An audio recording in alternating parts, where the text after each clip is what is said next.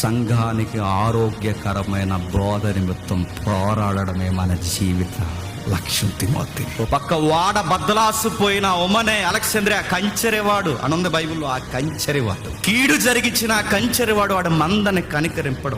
వారు లోకం కొరకు బ్రతకడానికే ప్రజలను ప్రేరేపిస్తాడు. విశ్వాసం ఉండదు, భక్తి ఉండదు. వారు దేవుని కొరకు జీవించాలని ఒక పునరుద్ధానం అనే జీవితం ఉంది. రెండో రాకడ కొరకు కనిపెట్టండి అన్న ఒక చక్కటి దర్శనం ఉండదు, ఏముండదు. పిచ్చి బోధలు చేసుకుంటూ తిరుగుతున్నారు తిమోతి. ఇలాంటి టైంలో నువ్వు లేక నేను లేక ఎవ్వరూ లేక కదిలిపోతే సంఘం ఏమైపోతుంది తిమోతి? నా ఆరోగ్యం బాగాలేదు సార్ అంటే, ఆరోగ్యం బాగోపోయినా పర్లేదు, నువ్వు ఉండాలి.